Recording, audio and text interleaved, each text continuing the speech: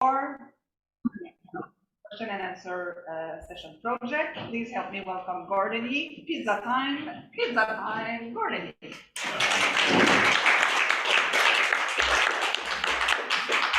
Thank you very much, most esteemed Toastmaster. Now, in the interest of setting your expectations, I'm going to let people know right off. Yes, I brought beer when I discussed beer. I did not bring pizza tonight. I'm not against the idea of making pizza for all of you, but for that to happen, well, we have to see if we can have some type of maybe summer barbecue. Yes, there will be a summer barbecue. And at that point, I'm more than happy to make pizza. Now, I think probably all of us have tried one point or another in our lives to make pizza, right? Everyone tries something. And about 4 years ago, I happened across this YouTube video that showed someone making a pizza oven. And I thought that was so cool. I need a pizza oven. If I could have a pizza oven, then I could actually make pizza properly. And about a year later, I got a pizza oven. It's this great little thing. It's called an uni. It's a little gas-powered oven. It gets to 900 degrees Fahrenheit. It's fantastic. And I thought that using that, I would make the best pizza. I was wrong. It turns out that having the right equipment doesn't really save you if you don't know what you're doing. Now, when I started making pizza, I tried making my own dough, but it was only lackluster. I tried buying dough, it was a little bit better. But eventually I figured out what was going on. I now make my own dough from scratch. There's nothing wrong with using frozen dough from the grocery store or fresh dough from the grocery store, but making it from scratch tends to be the best results because that way I can tune it to what I need based on my oven, the temperatures I'm cooking at, and a bunch of other factors. This is what they call a 65% hydration. So whatever the amount of flour is I use, 65% is water, so it gives you that ratio. That works really well when you make pizza like I did tonight for my wife and kids, when I make it in the home oven. If I'm using my uni, I go for more like a 68 to 70% hydration. Higher hydration because of higher temperature. But that's not the hard part. That's not the part that I really wanted to show you in this little demonstration part. The part that I really struggled with was how to stretch the dough and then get it onto this thing without accidentally making a calzone. Because again, that just happens. One of the key factors is this right here. This is a mixture of semolina and flour. I use a fine ground semolina and just an all-purpose flour. The reason I do that is because if you just use regular flour, it tends to stick to the dough and it doesn't let the dough release from your work surface. So when you use semolina, it releases a lot better. Now, if you take a look at the dough here, this dough, I started making it last night. I mixed it at about 11 o'clock this morning. At about 1:30, I formed it into balls, and about 5 o'clock, it was like this. And then I tossed it into the freezer. So what I'm going to do is take it, turn it out right onto the work surface here. You notice I put it upside down. That's because I want to make sure to get the semolina on that top surface. So I'm going to wind it around a little bit, make sure I get it all the way around. So the whole thing is covered now in flour and semolina. Next, take your fingertips, go in the middle, and I'm going to kind of push it out a little bit. Make it thinner here in the middle, and keeping the crust around the side. See that? Then, using my fingers, I'm going to do a bit of a pull and a slap. Pull and a slap. It's that pull and a slap all the way around that is going to stretch this out. Now, eventually, I'll do some of that, right? This is going to be enough dough here to make what most people would consider a medium-sized pizza, about a 12-inch pizza. You can see how it's starting to grow here.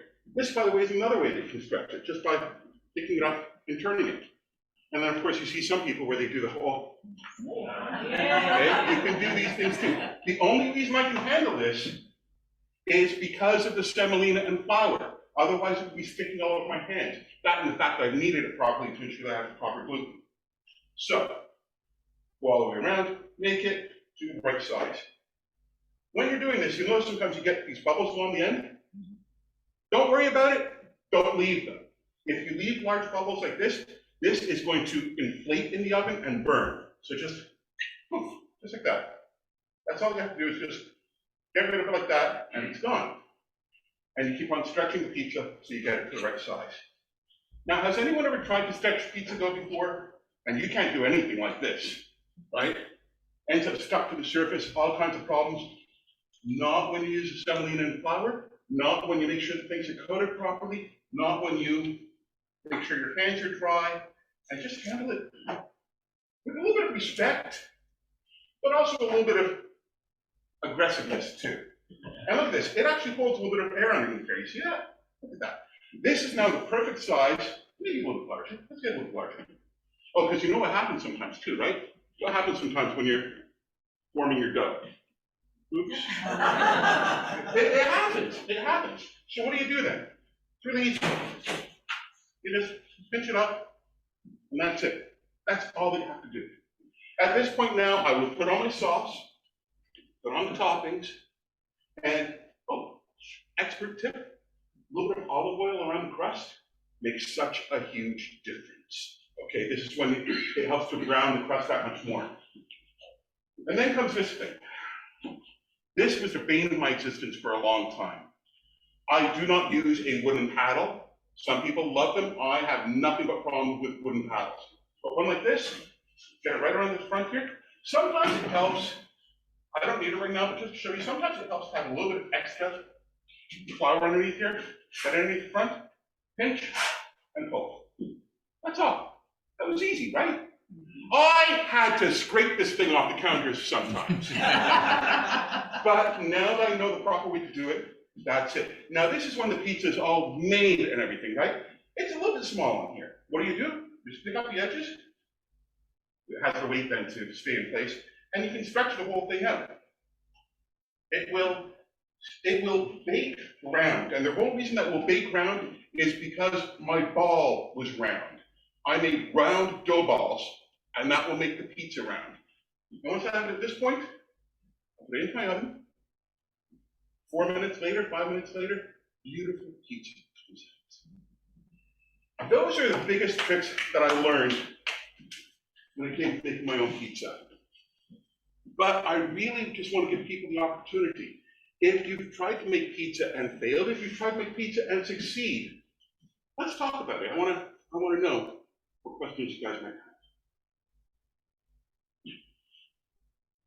Nancy. Okay, I stretch it out, okay? You turn around and come back. What am I doing wrong? You aren't doing anything wrong. So sometimes the pizza will contract. As a matter of fact, you can see I stretched out before, and it's contracted again. If you're having a hard time stretching your pizza, because this holds true too, let it sit for a minute. Just let it sit for a minute. It's going to pull in. That is fine. Just go back and stretch back out again. Don't worry about it.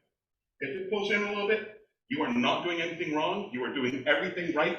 It just needs a second to kind of relax, and then you can stretch it up some more. So if you're fighting with your dough and having a hard time getting it to the right size, give it a minute. Walk away, just like you did, and then go back and stretch it a little bit more. Richard. Concept to the first time. I start my dough a day in advance, usually almost a day in advance. I start the night before. If I decide later in the day that I want to make pizza that night, I'll usually go for store-bought dough at that point. I'll get frozen dough, and I will put it out on a cookie sheet that I've inverted, and put it into the oven with a light on type of thing, and let it come to room temperature like that, and then I will make it from there. There's nothing wrong with using frozen dough. Avoid using the packaged doughs, the ones that are already pulled out into a sheet and they look like a pita, stuff like that. That's not going to give you anything. Don't get me wrong, eat what you need to eat what you want to eat, but if you want something that tastes like it comes from a pizzeria, you need to be with the dough. Other than that, you could possibly do some quicker recipes starting the morning of, 6 hours. 6 hours from dough to pizza.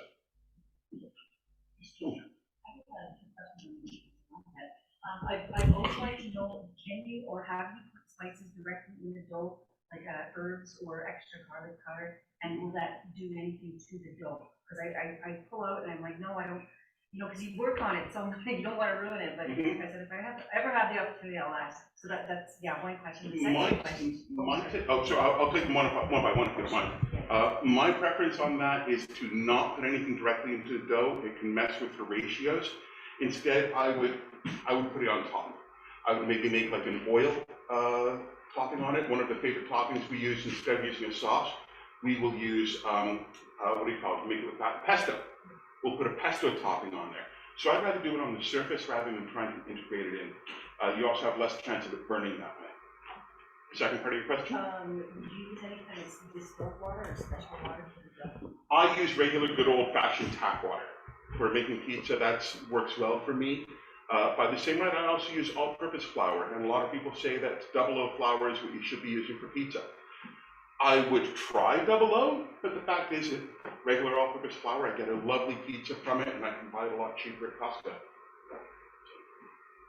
Sasha? Yeah, I was wondering, is it actually cost effective to do your own pizza, with the time, labor, everything, and the ingredients? It depends on what you choose to use for ingredients, okay? Tonight I went cheap with my sauce. I made the mistake of not buying sauce when I was out buying my cheese and stuff like that. And I used the cheapest sauce we had, and it actually made the pizza underwhelming, okay? If you get good tomatoes, by the way, pizza sauce, just take whole tomatoes, put it into a bowl, mush it all up with your hands with a little bit of salt. That's it. Most basic, most easy, but a good quality tomato. But those good quality tomatoes are $5 a can. It will entirely depend on the ingredients that you use, and the pizza will be better with higher end ingredients. That being said, if you make it using the cheapest ingredients you have, it's still going to be a pretty darn good pizza. It is entirely worth it making yourself from a cost-effective standpoint. Linda? So you wouldn't just put, pizza sauce that you get in the store? You could, and I certainly have in a pinch. It really depends on what it is you're trying to accomplish. Sometimes if I just don't have the time, sometimes when I'm camping, yeah, we just pick up a canned sauce. I mean, there's nothing wrong with that, because again, it's still going to be pizza. It's still going to be pretty good. Yeah, exactly. Yes. What's the difference between the regular oven and the pizza oven? It's temperature. It's all about temperature. My little uni gets up to 900 degrees Fahrenheit. My my home oven, when I use it, I do it at 500. And the only reason I do it at 500 is because I can't get it up to 550. You want to use your oven as hot as you can, okay? But then what's also important is you need to cook it on something. Some people use a pizza stone. I actually have a cast iron pan that I put into my oven. It works great.